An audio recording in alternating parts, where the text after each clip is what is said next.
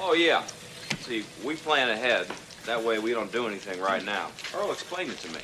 We do have some Friday the 13th news. Sean Cunningham wants to basically fuck everybody over right now, Kevin.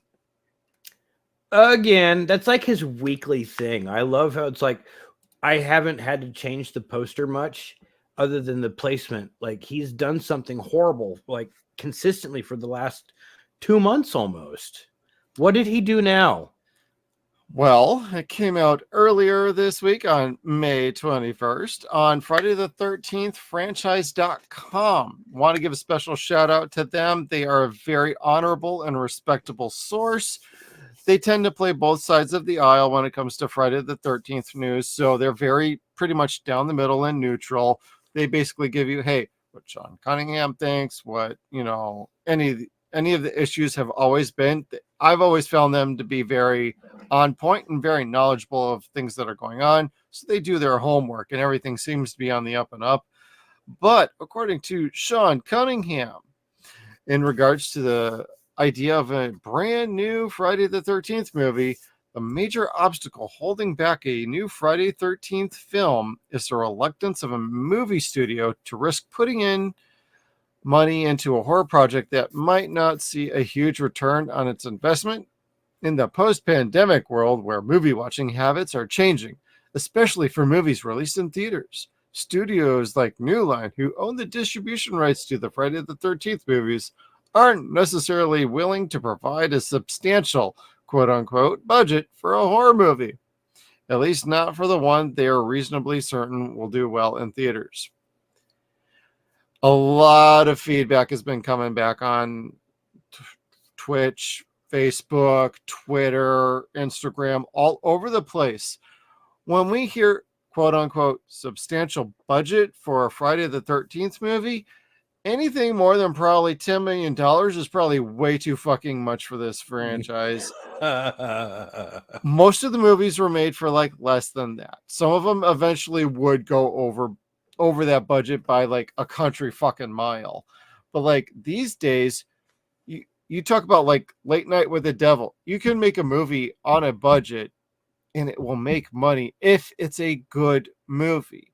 Yeah. Sean Cunningham has yet to prove he can make a good quality movie on a budget within the last like 30 years of his career. It's been since like the House franchise that I kind of question, like, what the hell are you doing, dude? Like, seriously, like, we are looking at this completely wrong. If you need a substantial budget for a Friday the 13th movie, I think you're looking at the Friday the 13th franchise in the completely wrong way. It's a very simple formula. You have Jason in a hockey mask killing a bunch of idiot teenagers. Do you need $100 million to make that movie? No, you don't. So I'm really not. A lot of us are very uncertain what they're talking about. And even our buddy Vincente is on Twitter talking about like, hey, give me $5 million. I'll give you an even better version of Never Hike Alone. And I'm totally on board with that. Yes. Yeah, because those movies were scary. Those movies were entertaining. They made you jump. Yeah. Not a lot of the last several Friday the 13th movies made you jump like that. No shit. Let alone have like a decent like score, good special effects, good visual effects, like and even remotely decent acting. Yeah, I know like these slasher movies really aren't Oscar worthy motherfuckers, but like Jesus Christ. This is all about killing fools and having a good time watching the death scenes. Now where does the money for a budget like that go aside in the Insurance fraud? Yeah. Because it's like your cast, how big of a cast do you want to be in that horror film that's gonna like basically. I mean, if you put any sort of real name in the movie, like say Sydney I Sweeney. don't know, Jensen Ackles, who did like the My Bloody Valentine remake like years ago, and the other one, Sam, who ended up doing the Friday the 13th in 2009. Like, yes, you're gonna pay them some money, but they weren't exactly like setting the world on fire as leading man material like Arnold Schwarzenegger. So you're not paying them $5-10 million to be in the movie. You just need a good, solid cast. Put it in Vancouver or take it back to the original New Jersey site. They still have a tourist thing going on in the New Jersey Crystal Lake where they shot the very first movie. Like, yo, you could make that the home base at this point. You can legit do a movie there. Yes, you might be paying more for the scenery and like the locations and whatnot, but you would almost be feeding into the idea of if a town is willing to accept that sort of like legacy, you're giving them an opportunity for tourist attraction. There's nothing wrong with that. No, We've that'd seen be that cool. with other things through the years. It'd be super dope. It sounds silly, but look at Metropolis, Indiana, or Oh, shit. Indianapolis. Yeah, like that town is like tourist trap. That is just what it is. A place, a mecca like that for Friday the 13th would be cool as hell. Right. And that's kind of like the pseudo home base anyway. Like I said, like they got a restaurant that serves Friday the 13th themed food there. They have certain things that go on in that town and they've all seemed to embrace it. Like, yo, go back to the town. See if you can work out some sort of a tax credit. Like, they clearly love the franchise. They host like a fucking film fest there, if I remember correctly. That Like, is there's also things cool. you can do there. And you'd be kind of giving something back to the legacy of the originals, and you could do something fun and new without going too crazy on a story. It does not have to be complicated. So I don't know what they're trying to do with this Horror Inc. and Jason Universe deal that Sean's spearheading right now, but it just seems like it's a bunch of waste of time while they try and figure out what exactly they want to do and how much money they can really pull from a studio at a time when these studios can't afford to be handing out like the blank checks anymore. No, but it is a way for them to try to get a loan. That's what I see.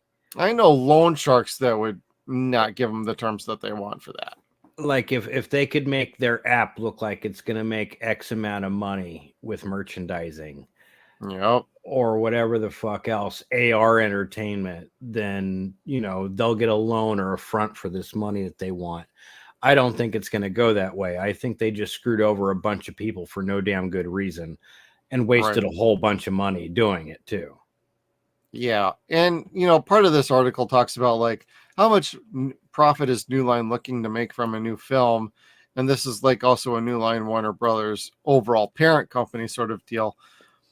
I think they're looking at this the wrong way. I think this isn't so much what's New Line talking about with a budget, what's Warner Brothers talking about with a budget. I think it's more of what's Sean Cunningham looking to obtain for a budget. And he's not getting it, and he doesn't want to make it for less than X amount. I think that's what we're looking at for a situation on this franchise here. And I think he needs to grow up. I know he's older than us, and I know he's an actual filmmaker and a shrewd businessman, no doubt. But dude, I think you need to get off your horse and you need to get back to making low budget quality films before you start asking for triple digit $1 million budgets. Just saying. Yeah. Yeah, that, and he's also, this is not a film that he's making himself. He hasn't made a film himself in like God knows how long now. Yeah, it's been some time, like what, 30 years at least, something like that. Yeah. Anywho, I don't know. I was surprised to see Jason come out in DC Multiverse, the video game, this week as a fighter. Oh, I didn't catch that. Like, I thought it was a joke, and Skeet sent us a message. He's like, "Hey, did you see this?" I'm like, "Wait, that's right. That was real." And he sent me a video of him playing it, and I was like, "I'll be damned." And they cartooned it down quite a bit, so he could fight Shaggy and Scooby. But it was neat. I'm surprised again to see it there, but you know, it's a WB thing.